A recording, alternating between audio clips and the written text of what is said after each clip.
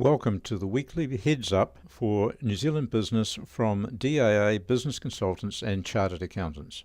Well, I guess the main news over the last few days has been the Otago Rugby Union. Kerry, disaster. Yeah, it's just been total incompetence by the board there. It looks like no one's really had any idea what's going on. Surely in any business you can see a block coming through. Yeah, well, it's logical that if you've got more expenses going out of the income that you're going to end up in trouble. What reporting they were looking at, what they were being told, I've got no idea, but we always tell our clients that if you've got more going out than coming in, you better come and see us and take some drastic action or you'll go broke. And this is what's happened. If they had Tritech, they would have seen it. Most definitely, yeah. It would have been a nice warning sign for them. And you would have picked it up as their accountant. Yeah, we would have been. been. Yeah, we'd look over their shoulder every time we do a Tritech report. We see it and we can comment on it and let the clients know if there's a warning sign. I mean, I've get handwritten notes saying, Rob, better talk about this. There's a big ring around something. I mean, that's what Tritech's all about. Yep, definitely. That's what it's designed for. So we can keep an eye on it and also help the business owner do their business better. It's weird too for the Otago Rugby Union. I mean, they're looking for bailouts. They're desperately trying to get somebody to be charitable towards them. Yep, well, hopefully today they may be bailed out. We're not going to know until 4 o'clock and it's going to go right down to the wire. I suspect that they will get bailed out because 130 years of history just can't be lost like that. But who they are and how they're going to do it, I don't know. But there's going to be some big changes down that way. The Tartan Mafia. Oh, yeah, it could be. Because they know, don't they, down there? Yes. Where does that leave the ITM? I think that competition's basically had it. It's about time they said, look, we can't keep it going the way it is. It's not a professional competition. We need to go back to the good old days where it's amateur.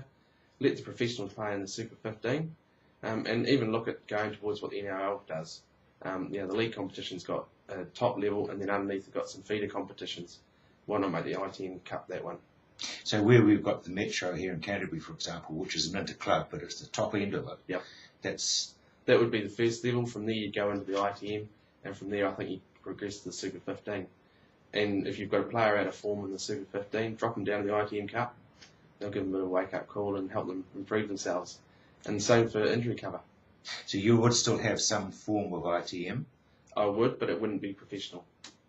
It would be an amateur, maybe semi-professional, but not at the level it is now. You know, I know one province where they paid $70,000 for one of their stars, and they turned up for one game. That can't happen. That's just ludicrous. When we were pre-professional, I mean, people were still employed by somebody and then not having to work. I mean, that would still happen, wouldn't it? Yeah, I think it would. And you could easily make it work that way.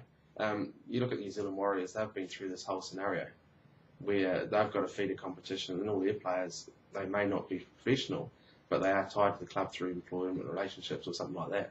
It will certainly help the cash flows because I don't think there's any rugby union in the country that's actually flush. No, they're all pretty much in the same condition.